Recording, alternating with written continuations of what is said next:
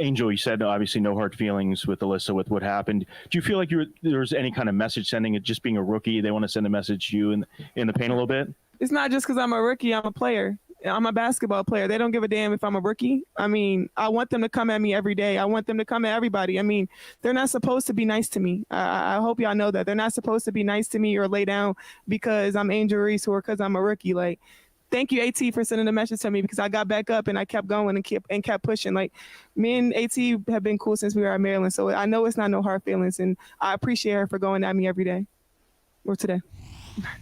That was Angel Reese, not last night because she did play last night, but 2 games ago when they played against the Connecticut Sun. And we were talking earlier in a different segment, but Alyssa Thomas fouled Angel Reese pretty hard in that game, and she received a flagrant foul too and was ejected. For basically, I think she got a little frustrated because Angel was holding her own in the game, and she's been holding her own all season.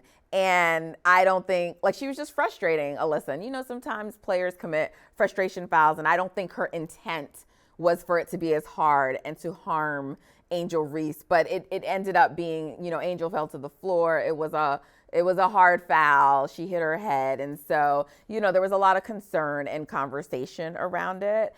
And so that was her just clarifying. And, you know, one of the things I love about that video, Callie, was watching the Sky coach, Teresa Weatherspoon. Because, like, if you just watch her face, she's like, proud mom.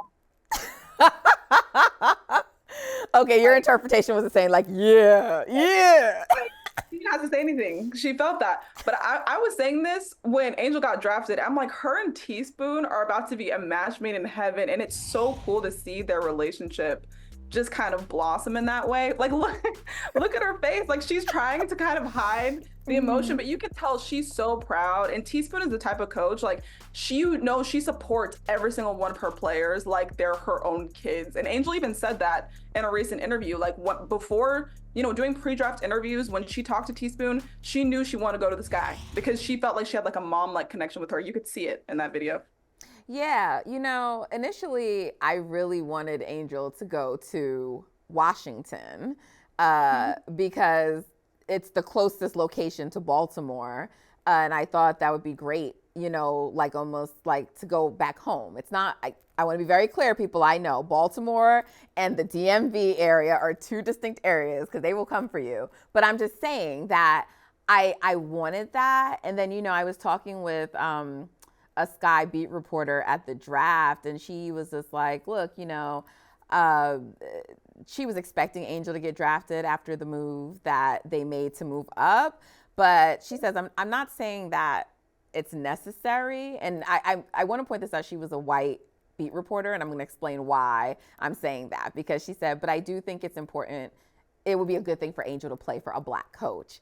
And so I thought that was like a really astute observation. And when you think about all the conversations we had about her college coach and Kim Mulkey and how polarizing she is and how she didn't protect Angel Reese, I was like, you know, I didn't think about it like that. And you're right. Aside from the fact that she's learning from a WNBA legend, and, you know, it's just the fact that, like, she's going to get taught well, and it's someone who can understand her in a unique way. So when she put it to me like that, I'm like, you know what? I do hope she makes it to Chicago, and I do think it's the best possible landing situation for her. So now I'm really happy about that. And, you know, this brings me right into my point, though, that I want to, like, dive into, because, yes, more Angel Reese, right? So when the Chicago Sky go in early June, I want to say it's June 6th, maybe. I believe it's June 6th.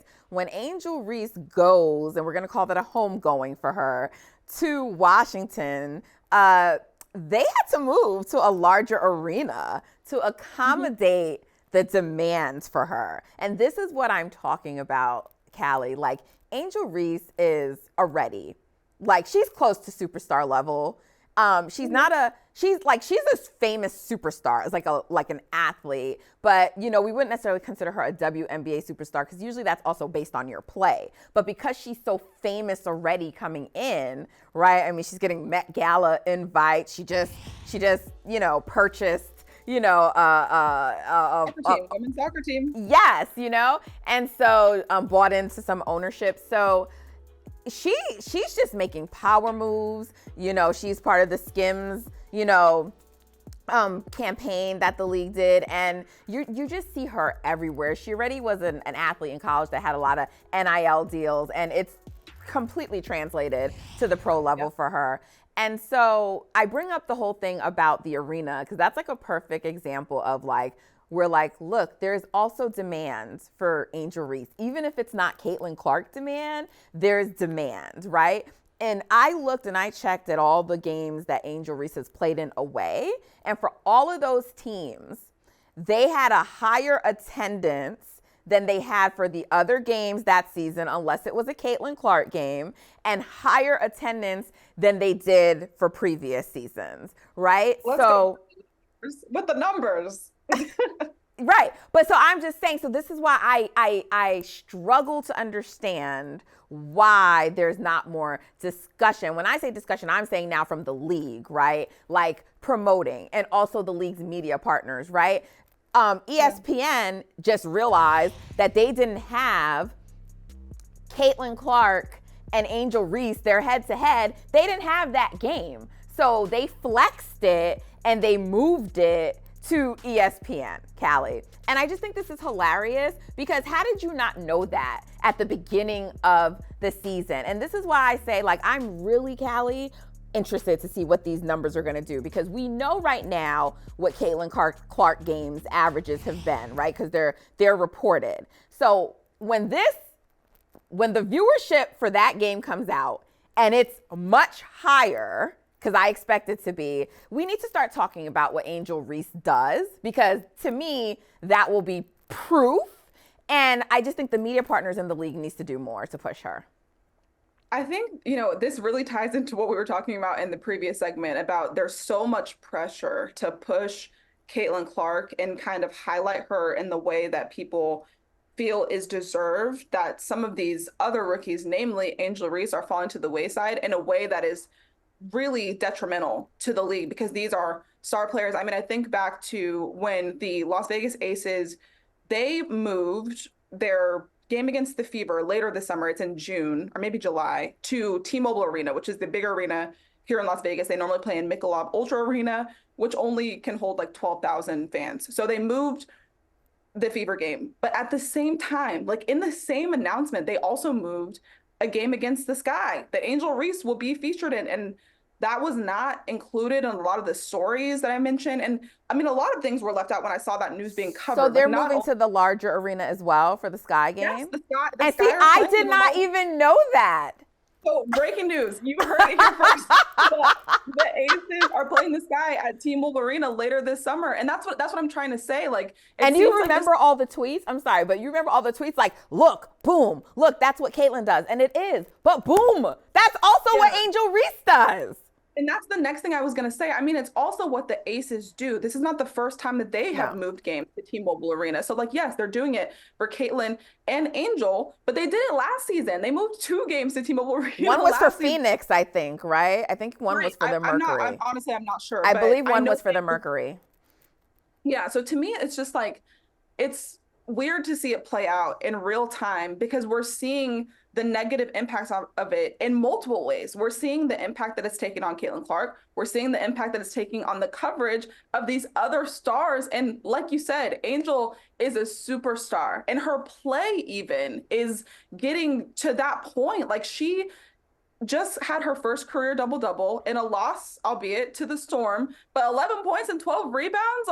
She was coming close to a double-double in previous games, so it's so cool to see that happen for her, a career first. And in that same night, Caitlin Clark got her career high of 30 points, also in a loss to the Sparks. And it's we're seeing these just career performances for these rookies. They're figuring it out. They're integrating themselves into the league.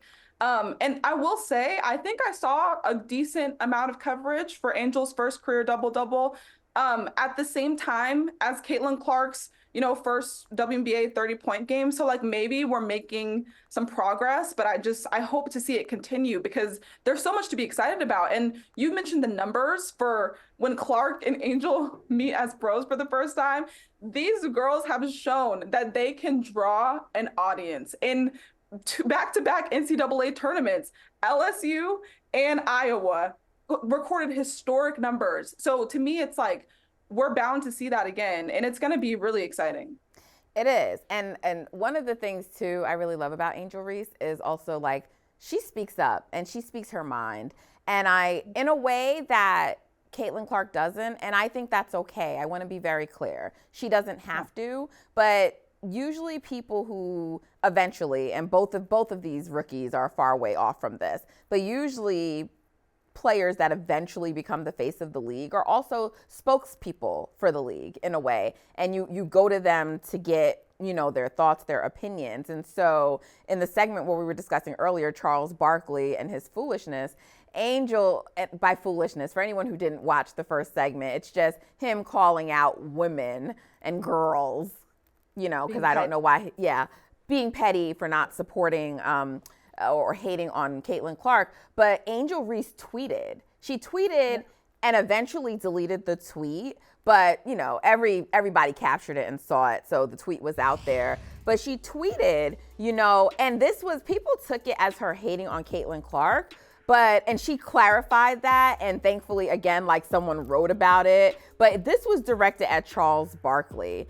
And, she was basically just pointing out, this was like right after they played the New York Liberty. And, she pointed out that it was a packed, arena. And it was like 12K, right? And so people were like, oh, please, Caitlin Clark did like way more numbers than that. And I was like, she did, but 12K is still higher than what the Liberty normally average. And that was 12K on a Thursday, right? It wasn't on a Saturday afternoon like the game that Caitlin Clark played in, which makes a difference. And so it doesn't really matter, because my point is not to compare them, but it's to say that market both of these women, right? Like, make use of Angel Reese. Like, I promise you can do both, and it's only going, to benefit the league. And so, we talked about that matchup they're going to be having, we talked about Angel Reese and the June 6th, but there's a date before that that's more important. Well, not more important, but there's a date before that,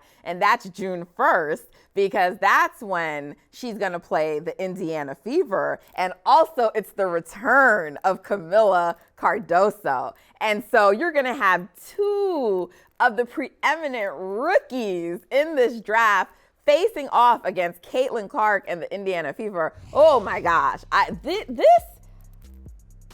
just think this game is going to do numbers, but I'm so excited, Callie. Let's get into these rookies. We've talked, let's start with, Kamilla Cardoso. She hasn't played yet.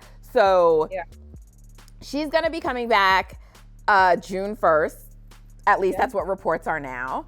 And I'm just wondering, look, I know it's going to make the Chicago Sky better, but I'm wondering how it's going to impact Angel Reese, if at all, which at least by my early estimation is probably top 3, right, in the conversation for Rookie of the Year, right? She's a double-double machine, or she actually got her first double-double last night. But she is an offensive rebounding machine. She's grabbing, I believe I saw a stat, 12.5% of the offensive boards for the Sky. So she's giving them so many second possessions. Look at this it was 3 games. I think she had 15 plus offensive rebounds to only match 2 other players in WNBA history. So she's having an amazing start to the season. And the Sky are playing well, and now they're going to be getting Kamilla Cardoso back. So what have you thought so far about Angel's rookie campaign, and who else, have you been really watching, obviously, in addition to Caitlin Clark? Yeah, I talked a little bit earlier about Angel and the double-double and how she's kind of been coming close to one in previous games. And so that's no surprise. I feel like when she got drafted, people were asking me how her game was going to translate. And I'm like, I promise you that rebounding is going to translate. And that's exactly what we're seeing. I do think, you mentioned Kamilla coming back. And I think yes, like they're going to be really great as, you know, together in the paint in multiple ways, like from a basketball sense. But I also think that there's like a, I don't know how to say it. It's like an intangible thing that's going to make a big difference when Kamilla is on the court with Angel. Because I mean, you look at what happened with Alyssa Thomas. Kamilla don't play. Okay, like we can look back to like the South Carolina versus LSU last season, how I think she pushed Flage for doing Flage Johnson for I mean that was a while ago, but you can see like Kamilla got suspended for one game to open the NCAA tournament, but she's very, very protective of her teammates, and you can see that her and Angel have a strong bond already. Like they've kind of posted some videos, like the Sky have just of the you know, the two of them together, and you can definitely see like there's a strong chemistry there, which is so funny because they were, you know, going back and forth on the court just like 2 months ago. So but I think that that's going to make a huge difference, like knowing that you have some kind of backup. Not that Angel didn't have it from the rest of her team, but I think that that's going to give kind of Angel an extra boost. And then also there are just like more tangible things, like she'll have a little bit more space on the court because when Kamilla's on there with her, like she'll have her own gravity too. So I think that's going to be really exciting to watch. I mean, you talk about other rookies. I was really excited to see Rickea Jackson get her first ever WNBA start the other night. I mean, and it was a solid showing, I thought. I think she had 12 points, 2 steals. You know, she was rebounding, assisting. Like it was solid. And I think I hope that Curt Miller will kind of incorporate her more because, you know, for that to be her first WNBA start, I'm kind of surprised by that, honestly. And so I want to see more of her. I think people forget, like, I think she was the number 4 pick, but there was a time when people thought she like number 2, you know what I mean? So to see her kind of get the opportunity to show people why she was such an exciting draft pick I like it. And I'm happy to see that.